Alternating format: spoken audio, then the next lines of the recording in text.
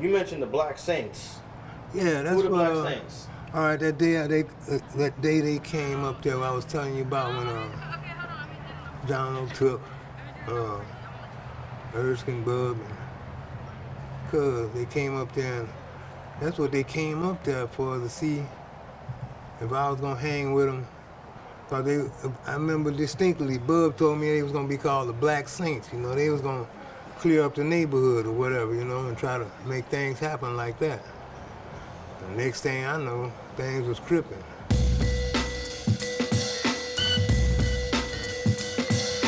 Now you gave me a rundown of the original 6 dudes from the West Side that you guys that you met, and I guess they would come to the park. Can you name those original 6? 6, I think it was 6. Ricardo, Bub, Sims, Erskine, Mad Dog Jones, Judson Bacot, Donald Sweetback Archie, Cuz, and Big Bob. Is that it? And Tookie. Yeah. So, And who would you say you was the closest with out of all those dudes? well, obviously it was Bub, tell the truth, because we came up, we was little bitty boys, you know. So I think about him every day. That was my first little gangster buddy. We had a little thing. We was smuggling candy and stuff to Manhattan Place and pushing little dudes and so forth and so on. Give me the geography of the area where everyone partied at that came out of Sportsman Park. Okay. Now, shit. Here's the limits, I think. Let's see. Okay. Now the limits was like Vermont to Manchester. In the early days, then things came. Vermont to Van Ness, Manchester on up to the Imperial, like that. That was party area, basic party area. You know, you might go somewhere else sometime, you know, but these was the party areas.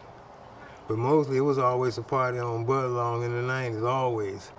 And then we had a dude named Richard Strange, a brother from the school. He used to give the best parties on the West Side. Sure did, yeah. But then, I mean, the record out was so tough, man, so tough, that we didn't even have to worry about that. We laid for the record up, you know?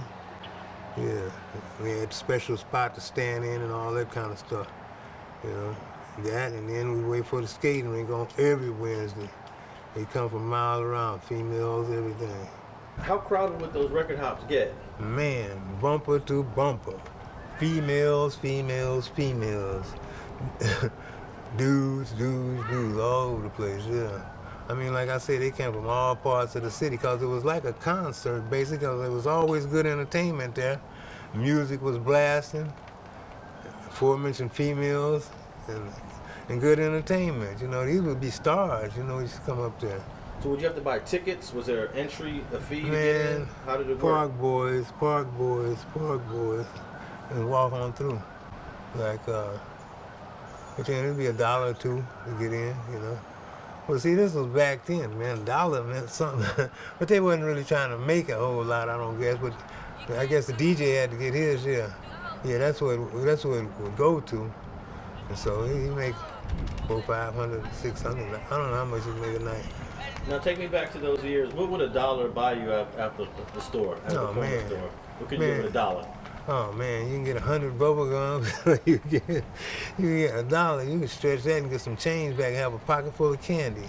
I mean, candy was a nickel, a dime, and stuff like that. You get a hamburger for 35 cents. I mean, fully loaded.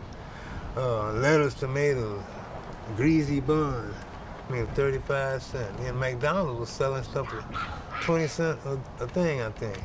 That's when they only had 1 million served. That was, and then, you know, they stopped putting that millions on the thing. Billions now. Yeah. And then it's billions and billions. Yeah, there was only 1 million at that time.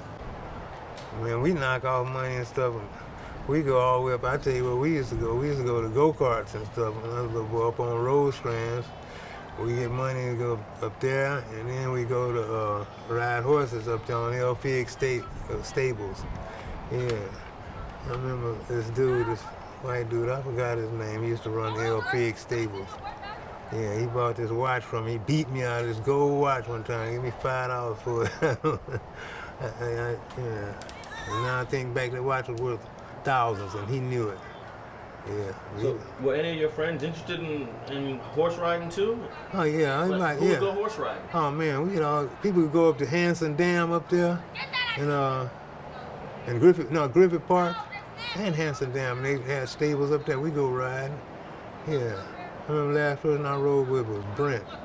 Yeah, we go riding up there. They always have a thing in Hanson Dam. They'd have like a lowriders meeting at Hanson Dam on I forgot what holiday that was. Yeah. So I don't know if they meet up there no more. There's a whole lot of different things, prior to gangs that people got they'll never get again, Now I want to switch topics and talk a little bit about like the drugs of the day, because I always hear people talk about the same.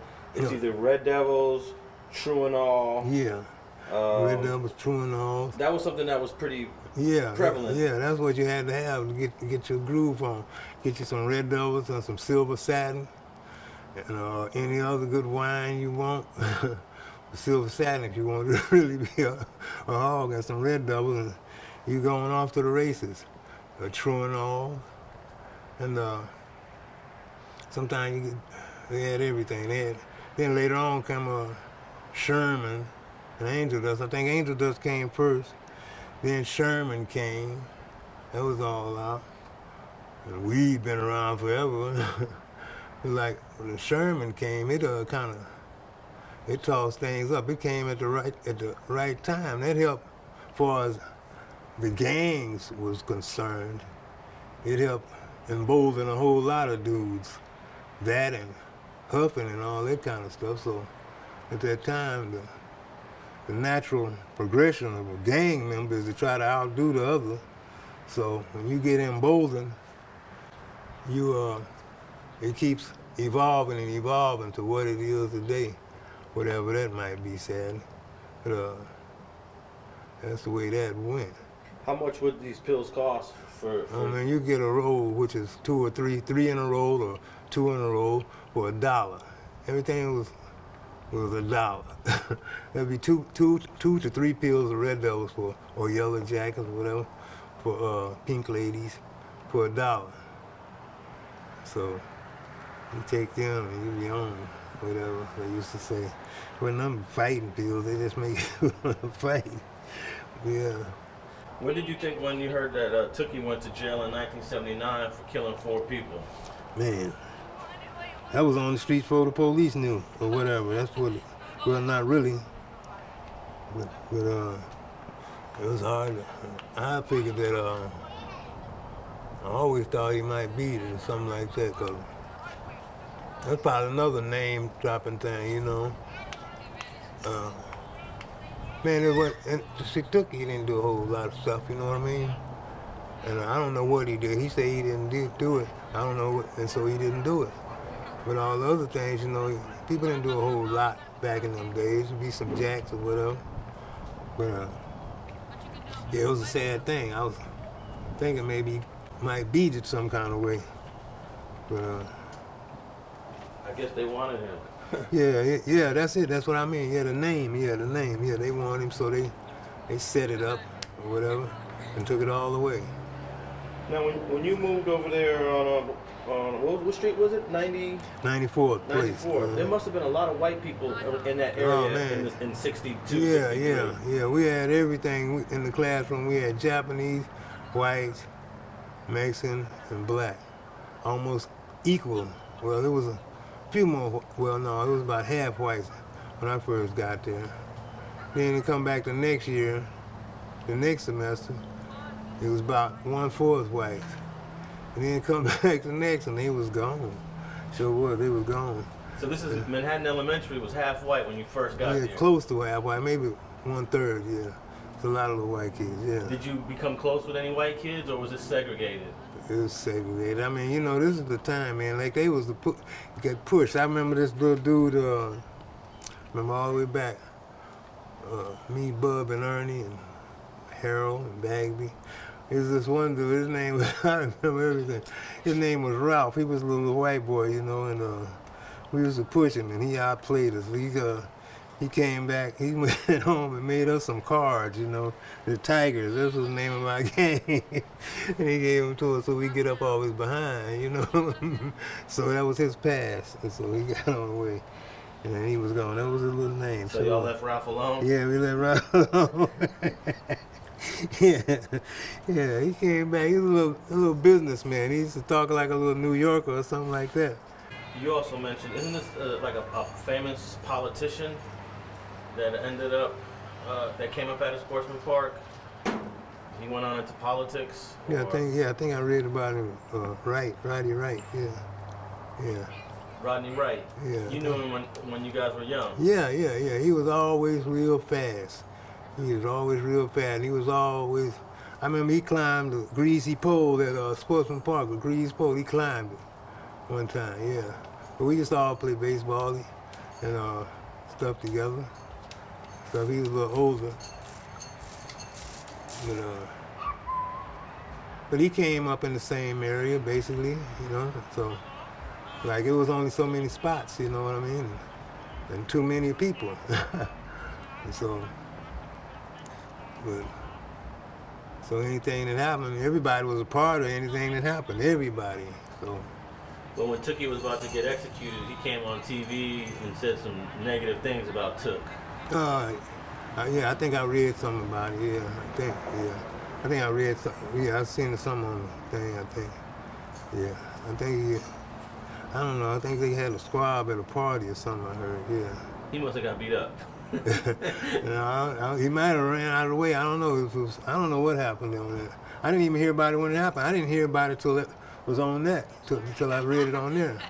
But then everybody was there, man, and everybody had a responsibility for whatever happened to him. If you was there, you was there, and if you went into a conflict, that's the way it went, you know. So, and it wasn't like, I mean, you can't hold no personal grudges, you know, because everybody came out alive, you know, and some people didn't survive. I'd hold a grudge if my leg was broke off or something like that. Do you remember when the Crips started using the word kryptonite? And what did that mean? Oh, yeah, that was huffing. That means you be huffing. Lighter fluid and all that kind of stuff, fluid, yeah. They call it huffing now, but that's, yeah, that's what kryptonite was. That helped promote the cause, too. Yeah, that really helped promote the cause. That's why things got so notorious. But then the structure broke down when everybody went to the penitentiary. Like that's how all the little divisions started popping up and things. That and then comes crack, cocaine. That's how all the little sets came about. Because people wasn't meeting no more, and there wasn't no front out there. All the front men was gone. So how many of the Sportsman Park Boys eventually became Crips that you remember? None. Not a single. Nobody. Like I say, one but one set of Park Boys. And they went on. They moved on. Thanks for watching StreetGangs.com. Please like and share the video you just watched and leave a comment below to tell us what you think. You can also watch 2 of our previous episodes to the right. Please visit the link to our Patreon page and support our campaign. And don't forget to subscribe.